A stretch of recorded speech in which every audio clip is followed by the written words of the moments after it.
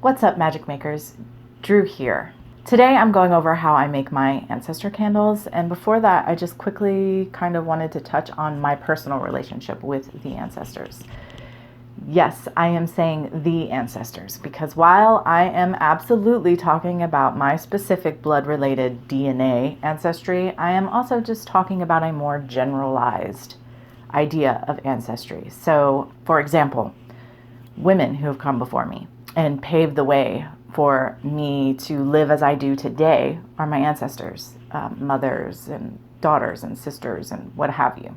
Those who have walked a shamanic path or practiced witchcraft are also my ancestors, and so on and so on and so forth. Of course, not everyone is going to look at it this way, but this is my understanding, relationship, and idea. When I say the ancestors, this is what I'm referring to. My biological ancestry, but those who have come before me in any aspect of my life and sort of paved the way for me. I do obviously work with the ancestors, and for me, and again, this is just me, but there is, during the dark half of the year, I do feel more connection. That's not really the right word. So anytime I do any working, so anytime I do any spell work or I do a ritual or anything like that, I call in the ancestors. I also work with them in other methods or modalities or what have you that I use in my practice. For example,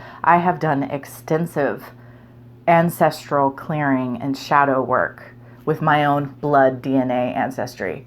That has been powerfully healing and beneficial to not just myself, but all the coming generations. So my work with the ancestors is pretty extensive and varied. Having said that, obviously, I work with them all year round. They're with me all the time, but I don't know what it is exactly. I think there are probably many reasons, and I'm not really going to get into that in this video. Maybe I'll talk about that in future videos. I don't know. But for me, in August, it's like they start stepping closer to me.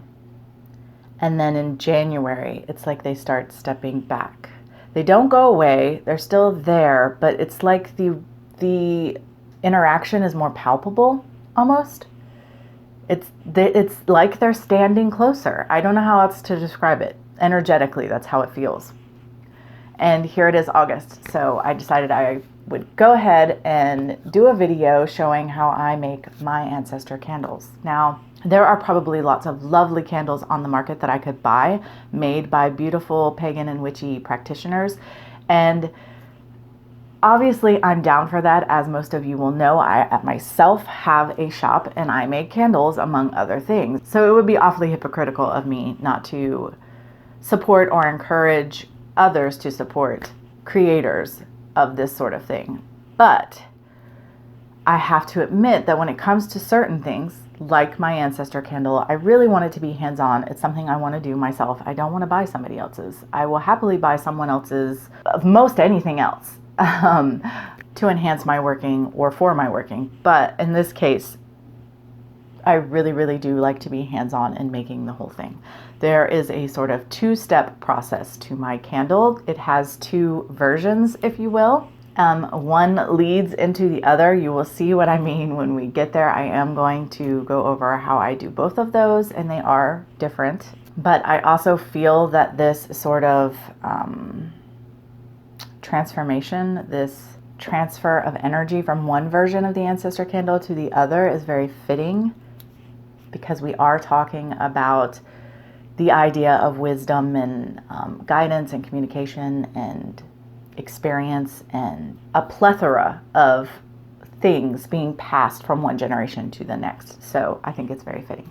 So here is all I need for the first part of my candle. I have some wax paper, a pillar candle. This one is white. I actually prefer cream. It's just a personal preference, but white is fine. I use it a lot. I usually pick these up at Walmart for just a couple bucks. I have some clove bud oil, some frankincense oil. This obviously is not 100% essential oils. It is a fragrance oil, but for this particular application, that doesn't matter, and it smells really good, so I like to use it. A brown candle, a blue candle. I have my heat gun. I've got some white sage, some mint, some yarrow, some tobacco, and these are apple blossoms all in between. Now for me, this blue candle is sort of an accent piece at the end, you'll see. The first thing that springs to mind for me with the color blue in my magic is sort of peace and tranquility, followed by protection. And brown, the first thing that comes to mind is family and home. So both of these things to me speak of working with the ancestors. I use the frankincense oil for spirituality, sacredness, blessings, protection, and consecration. I use the clove oil as an offering and also for protection. The white sage is for communication, wisdom, and protection. The yarrow is for protection and guidance. The mint is for an offering as well as protection. And the tobacco is purely as an offering, while the apple blossoms are for harmony and blessings. So first thing I do personally is anoint my candles. So I just rub my oil in my hands and anoint my candle, which now smells amazing. The next part of my process is to add some of the herbs to my wax paper here. I don't need to go overboard at first, just a little bit of each. And I will roll the candle in them to start off. But of course, that's not going to stick fully. So the next part of my process is while having the paper on, I'm going to use my heat gun so that the top layer of wax softens and then I can work this in. I'm going to keep the wax paper on top because if I don't, the heat gun will just blow all the herbs away. I'm not going to make you listen to that. I'll fast forward through that for you guys because it's really loud.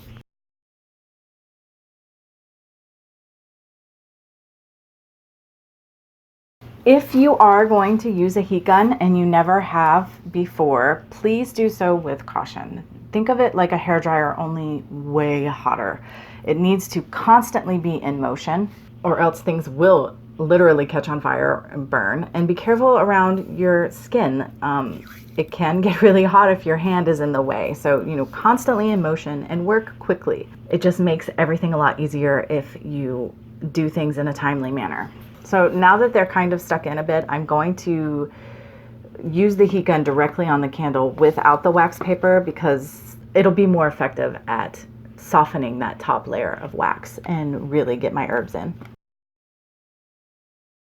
So I am personally really happy with this, the way this turned out. I will be quickly putting a little herb on the top. And I don't know if it's picking it up on camera, but there is actually a little bit of smoke coming up whenever I am using the wax paper. You just, again, have to be moving the heat gun all the time fairly quickly. I think it's lovely. It smells really good. Now I'll do what for me is the last element of this candle and add on the colored wax. I personally try not to go too crazy with the wax on the very top of the candle because that can affect the way it burns. I do like it dripping all down the sides. I am not super picky with the way this is done. For me, in this type of thing, the imperfections are what make these things beautiful. It does not have to be anybody's idea of perfect. I like to go over the blue with the brown in my candle because my brown wax isn't as dark, so I like it to be the outer layer because you can usually kind of see through it. It doesn't hide the blue wax at all. And here is part one of my Ancestor candle done. Now there are going to be people probably who aren't into the wax strip method and who feel like it's a shame to even cover up the beautiful herb encrusted candle with the wax drippings, but of course that's the beauty of the project. You are free to make it however you want. And there may be other people who feel like this whole thing was a little long and complicated, but really it doesn't take a long time at all. And it's a beautiful way to create and infuse your candle with the energy that you want for the ancestors. So once the pillar burns down and it's just not capable of burning anymore, I always have leftover wax. And I keep it. And once I have enough to make a new Ancestor candle, I grab a mini crock pot and melt the wax down. and use some different oils and herbs in creating it in a glass jar. This is just an old jar from an old candle. I love this little image. This was actually sent to me in a witchy care package from my dear friend and sister Vicky over at LilyPad. I love the image, and when I decided I wanted to put an image on my container Ancestor candle, I knew this was it immediately. It was just a laminated picture that she sent me. I taped on the front. Seeing as my husband is half Mexican, I figured the sugar skull was pretty apropos since half of his ancestry is going to be Mexican.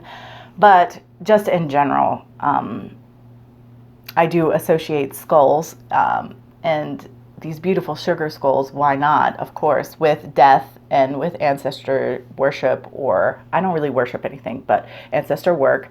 So it was really fitting, and I thought it was perfect, and I love it. This candle smells amazing, guys.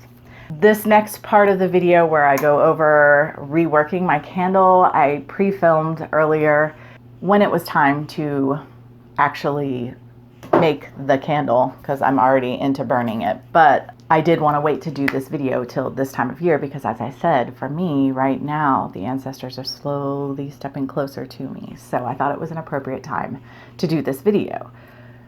Having said that, let's jump into the second half so you can see how I make the second version of my ancestor candle. So my wax is melted down from my ancestor candle. I'm adding my herb blend that I have here. And in here is mint and chamomile and yarrow and tobacco, cinnamon, sweetgrass, basil, white sage. These are things that I associate with working with the ancestors for various reasons because of their different properties. So I've added that in. Sometimes I add the herbs after I add it to the container, and sometimes I don't. It just kind of depends on how I'm feeling. I also have a bunch of oils that I add to this particular candle, and I add them for different reasons. I'm adding patchouli, clary sage, frankincense, orange, and a little bit of rosemary. And I go heavy on the orange in this one just because I like the way it smells. And of course, these oils I am adding mainly for the properties that they bring to the candle, and then also for the fragrance. After I've mixed it all, I'm going to add it in to this jar. I already have one ancestor candle in here, and this is my second ancestor candle. I don't know how high it's going to go. I may do a third in here before I go ahead and burn it, but we'll see. If you noticed, I use these mini crock pots. I use a big crock pot for my beeswax candles, but these mini crock pots, they're for like potpourri, things of that nature, to melt down the wax, and you leave it on. It's hot, and while it's on and still hot, you can just wipe all the wax and the herbs and everything out of it with a paper towel. Looks like I'm definitely going to want a few more of my ancestor candles in here. I'd like to fill it to the top before I burn it. And a handy little tidbit for anyone who wants to work with making their own candles: chopsticks. Buy these wooden chopsticks, and when they come in the pack, they're together. If you don't break them apart, you can pry them open and hold the wick in between them, and it holds it perfectly over the top of your jar or mold or whatever it is you're working with. All right, guys, that's essentially it. I always have an ancestor candle on my ancestor altar. There's a small ledge that serves as my ancestor altar on my working altar. Over the ledge, under the ledge, and kind of up the wall actually is the ancestor altar. But I always have a candle up there, whether it's this jar or it's one of the pillars. Typically it takes, I don't know, 3 or 4 pillars. I believe this is probably 4 to 5 pillars in here, the leavings behind of them. I could be wrong. It could be more. I don't know. I don't really pay attention, but I just keep making the pillars until I have enough wax to do the jar, and then I make the jar. And I don't even know how long that typically takes because, again, it's going to depend on how often I light the candle. I light the candle whenever I do workings or ritual. I light the candle when I want to acknowledge and thank and have offerings to the ancestors. So, you know, it's lit several times in a month. But again, it's just going to depend on how often or how long I burn it, how quickly I get into the second phase of it. I think that I have explained my process to death. So as usual, guys, thanks for watching. And until next time, much love and gratitude.